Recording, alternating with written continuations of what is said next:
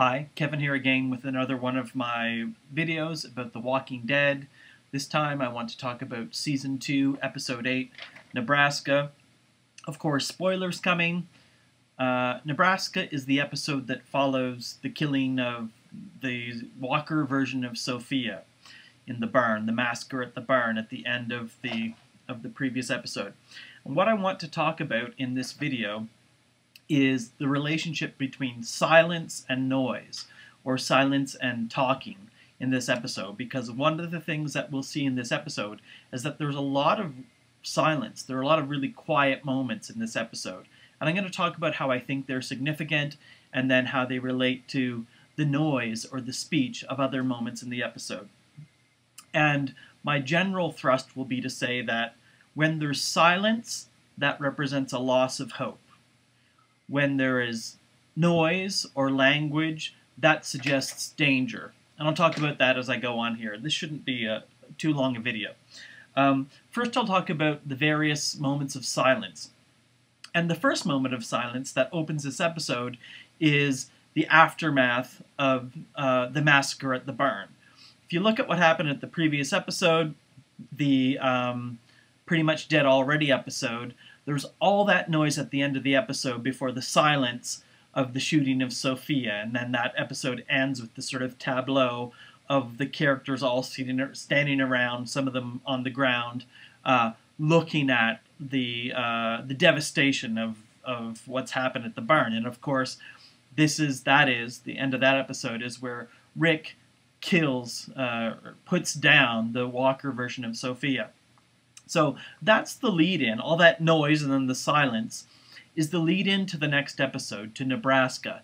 And this episode begins with silence. And one of the first things we see is Andrea covering up Sophia's body. And she does that completely silently. There are no words said. And we're going to see more of this, more instances of silence. So that when Daryl goes to Carol in the camper, there's complete silence. Nothing is really said. It's just looks exchanged back and forth. Or later, when Andrea goes to Carol and says, we have to have the funeral, and Carol says, that's not my little girl. She didn't cry herself to sleep. She didn't go hungry. She died a long time ago. And when Carol says that, Daryl is watching. And Daryl doesn't respond. Daryl only looks at her. And he looks at her with quite a lot of contempt. But what I want to say is his silence suggests a loss of hope. And we'll see that later. He's silent there, and then when Lori comes to see him later, asking him to go find Rick and Glenn, who are in town looking for Herschel, Daryl says that he's lost hope. Basically he says, you know what, I spent enough of my time chasing after people. I'm not doing it anymore. Get someone else to fetch those guys. I'm out of that business. Also, in this episode, we see Maggie go to Herschel and say, did you know? Did you know that Sophia was in the barn? And Herschel doesn't reply, only silence. After that, they're digging the graves, right? Andrea says, we dig graves for our loved ones, we burn the rest. And those graves are dug in silence. There's no speech at all until they're finished and Shane throws down his shovel and storms away and says, well, that's it, right? There's no more hope. These people are dead. There's no signs of life other than the survivors on the farm, and certainly no signs for future growth. There is the funeral.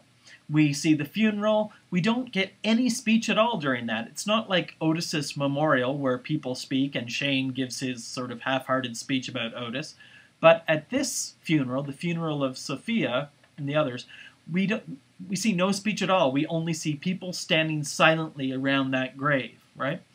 And I would say again that silence represents a loss or a lack of hope, that people are really turned inward at this point and not believing that things are going to get better.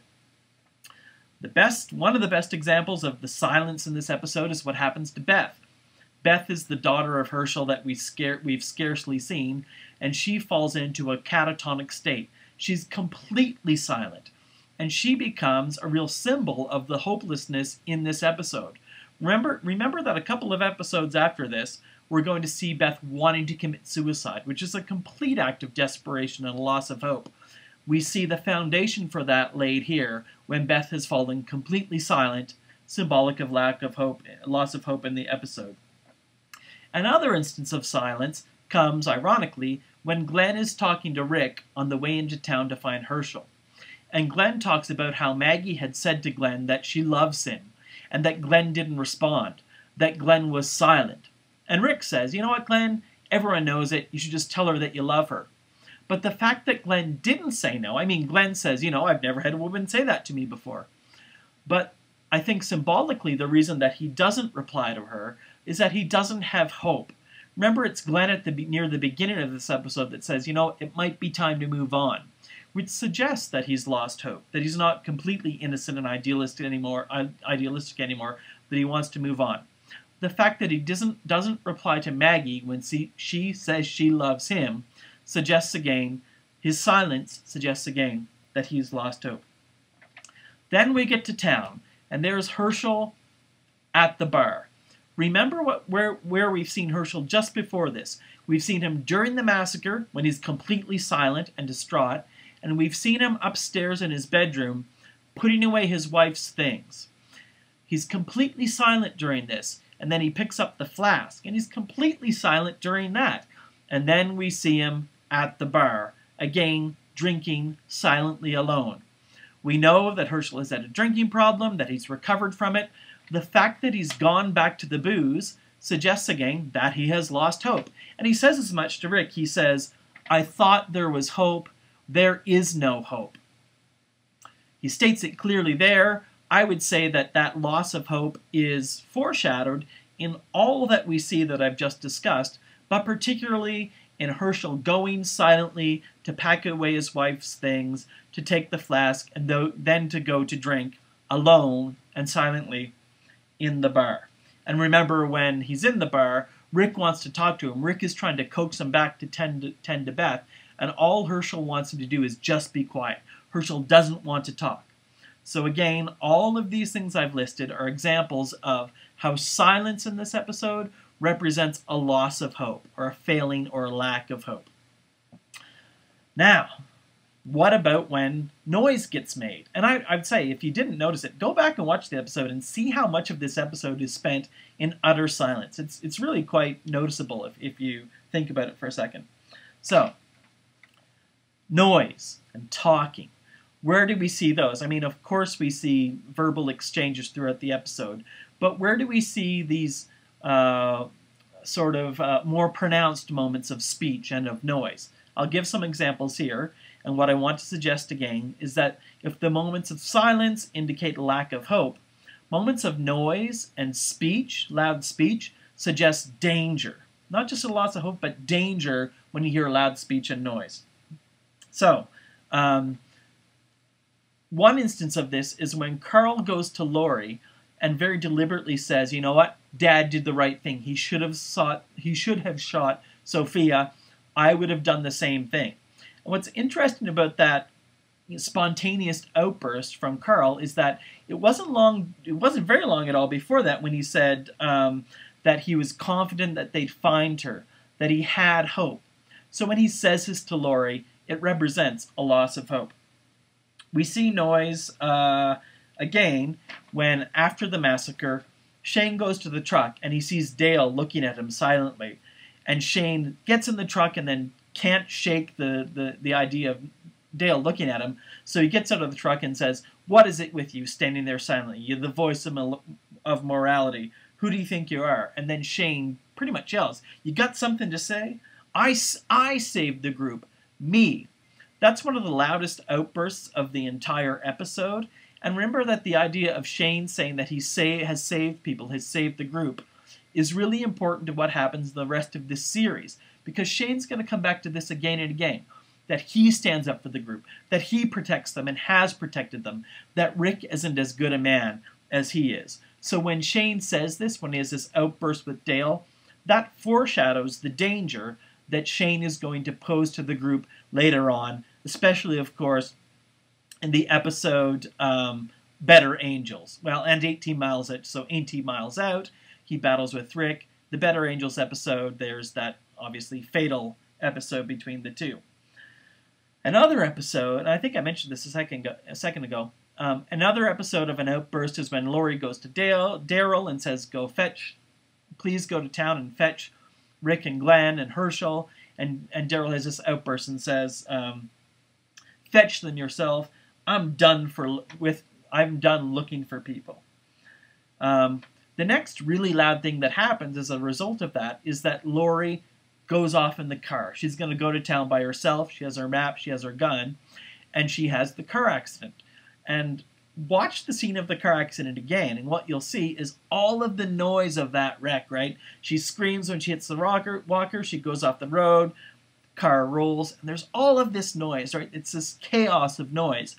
And then, once the car comes to rest, it's not completely silent, but it's mostly silent. You hear a little bit of the dust settling, and you hear the blinker going on and off. So all the noise of the crash, of course, represents danger. Lori could be killed. Then the silence there is going to intrude between the noise of the accident and then what we're going to see in the next episode when the walkers come to Lori at the car. Now, last thing. At the bar. So Rick and Glenn are at the bar. Rick is trying to persuade Herschel to come back to the farm to get Beth out of her catatonic state. It's just not to, come back to the farm, because that's where he lives. It's to come back to the farm to break Beth out of silence, to break Beth symbolically out of hopelessness, to get them all out of hopelessness, because remember, silence in this episode represents hopelessness, and Beth, as the most silent figure, she's in this weird catatonic state, Beth is the figure most associated with silence, represents the loss of hope. So Rick cajoles and tries to persuade Herschel, and finally Herschel downs his drink, bottoms up, and he's just about to leave when these two guys come in, right? Dave and Tony. Tony's the fat guy who pees on the floor, and it's very interesting that all the sound fades out of the background when Tony pees on the floor, and all we hear is the sound of that, right? So there's this kind of peace, but then his sort of obscene and filthy act in this space takes over. The sound of it takes over. But wait, maybe what's most noteworthy about this scene, in terms of silence and noise or speech, is that Dave never shuts up. He talks and he talks and he talks and he talks. And Rick, of course, engages with him, but he engages in short statements, right? That there's not room. You can't come. And Dave just keeps talking and talking and talking and talking. And what I would say is, if noise and excessive speech equals danger in this episode, well, Dave is a good example of that, because the more he talks, the more he is associated with danger in that way. Until, of course, Rick shoots him, kills him, and then turns and quickly kills Tony as well, taking the extra measure of shooting him in the head, because as we know, Rick knows, by this point, he's known for a while, that everyone is infected, and he has to shoot Tony through the head in order to ensure that he won't come back as a walker. So, quick review. Silence in this episode means a loss of hope, lots of instances of that, loud noise and too many outbursts of speech equals danger in this episode, and the episode mediates between those two things. And of all the episodes, I mean, there aren't many happy episodes here, but of all the episodes, perhaps this one, in its interplay of silence representing a lack of hope and speech and noise representing danger, maybe this episode is one of the least hopeful of any that we've seen. Next up, I'll deal with the trigger finger episode. Hope this made sense to you. If you like the episode, pass it along. If you have questions, I'm happy to field them. Thanks.